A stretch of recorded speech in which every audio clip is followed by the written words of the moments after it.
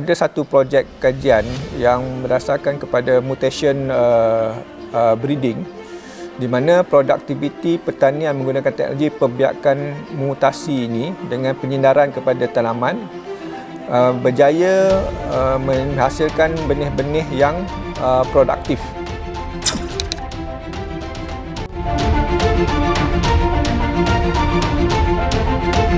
Agensi Nuklear Malaysia merupakan sebuah agensi di bawah Kementerian Sains, Teknologi dan Inovasi, iaitu MOSTI.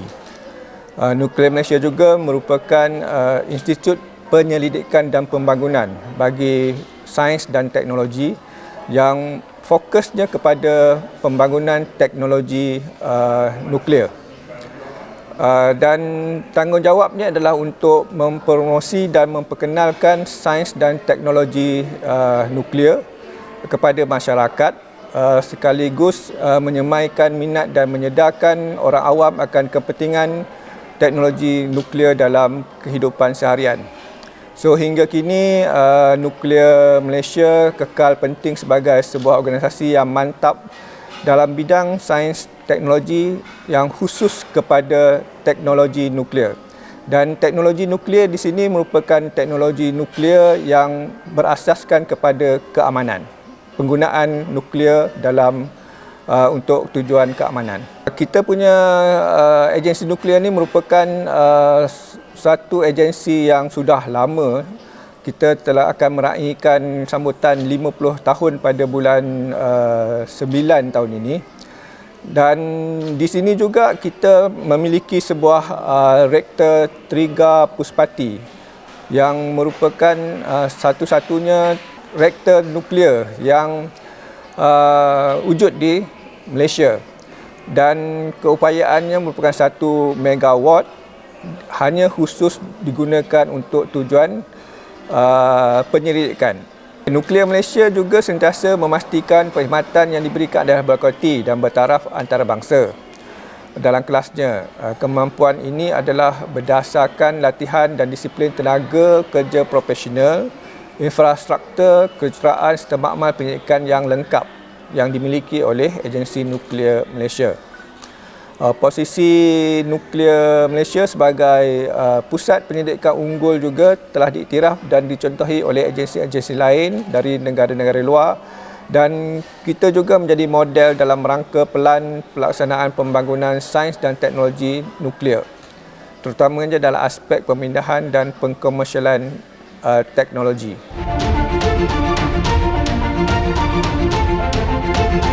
Sejarah agensi nuklear ini bermula pada 11 November 1971, di mana sebuah jawatan kuasa yang dikenali sebagai Pusat Penyelidikan dan Aplikasi Tenaga Nuklear, CRANE. So, bermula dengan penubuhan jawatan kuasa ini, Malaysia telah mengkaji kemungkinan untuk menceburi bidang teknologi nuklear, dan usul ini telah diterima dan diluluskan dalam mesyuarat Jemaah Menteri.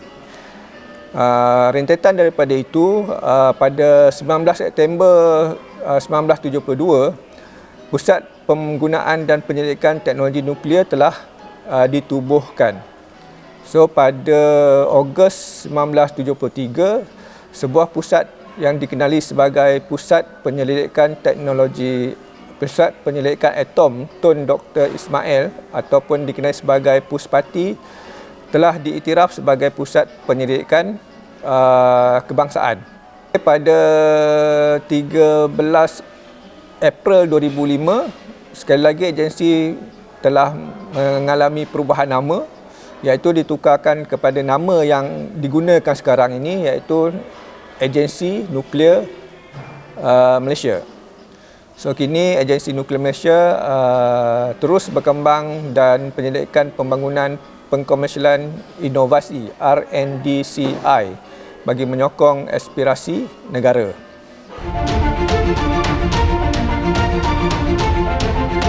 Terdapat 4 fungsi utama Nuklear Malaysia, iaitu yang pertama, menjalankan penyelidikan pembangunan dan pengkomersialan serta inovasi dalam bidang sains dan teknologi nuklear.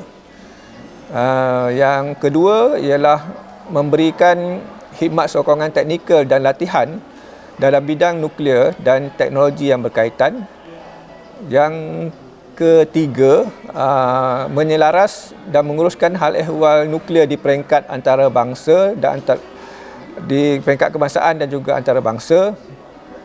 Sebagai agensi penghubung bagi Agensi Tenaga Atom Antarabangsa iaitu IAEA, dan juga sebagai pihak berkuasa kebangsaan bagi pelaksanaan Treaty Pengharaman Menyeluruh Ujian Senjata Nuklear ataupun dikenali sebagai CTBT. Dan yang fungsi yang keempat ialah menjadi pusat kebangsaan kepada meteorologi senaran dan pengurusan sisa radioaktif. Bidang tumpuan agensi nuklear merupakan, sebab kita ni Research Institute RI bertaraf kebangsaan, kita memberi fokus kepada bidang pendidikan dan pembangunan, bidang keselamatan, kesihatan, perubatan, pertanian dan juga industri. So untuk makluman, banyak bidang-bidang yang menggunakan teknologi nuklear ni. Cuma masyarakat, pendedahan kepada masyarakat ni perlu kita berikan. Sebab apa? Boleh kata dalam setiap kehidupan kita ni, peranan teknologi nuklear ni memainkan peranan penting dalam kehidupan seharian manusia.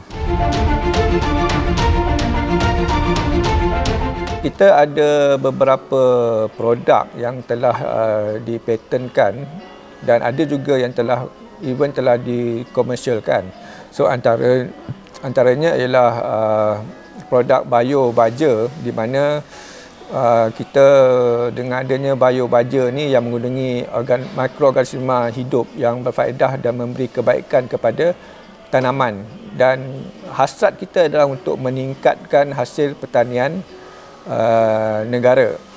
Yang kedua adalah dari sudut padi, kita ada juga padi NMR 152, di mana padi ini baru-baru ni telah dilancarkan oleh Perdana Menteri kita dengan diberi nama sebagai padi IS21.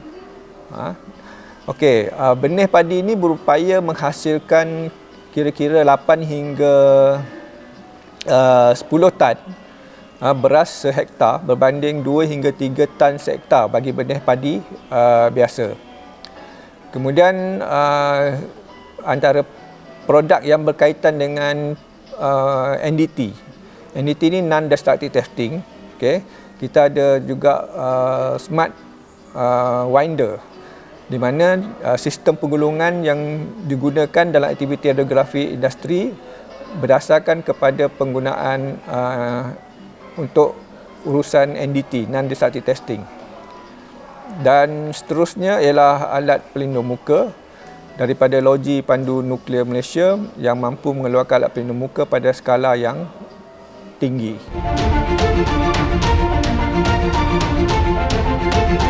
Kehidupan masyarakat ni sebenarnya berasaskan kepada masyarakat yang makmur ni, kita dilimpahkan dengan rezeki kan. Dan kita punya kajian berdasarkan kepada ada satu projek kajian yang berdasarkan kepada mutation breeding, di mana produktiviti pertanian menggunakan teknologi pembiakan mutasi ini dengan penyindaran kepada tanaman berjaya menghasilkan benih-benih yang produktif.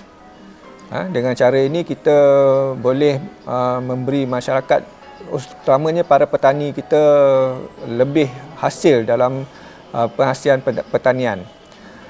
Kemudian untuk mendekatkan diri dengan masyarakat dan juga company-company luar, kita ada program RISE, iaitu Research Industrial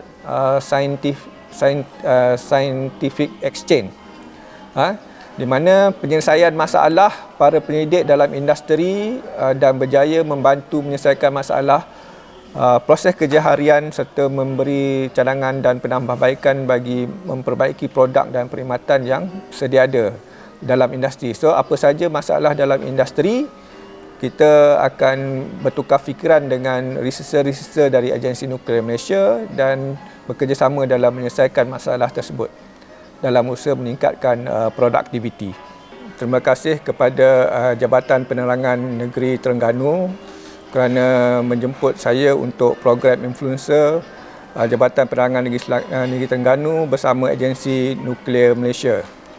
Dan sudah patutnya saya sendiri dari Agensi Nuklear Malaysia memberi promosi yang baik kepada teknologi nuklear, kerana kebanyakan masyarakat kita melihat teknologi nuklear ini dari sudut yang negatif.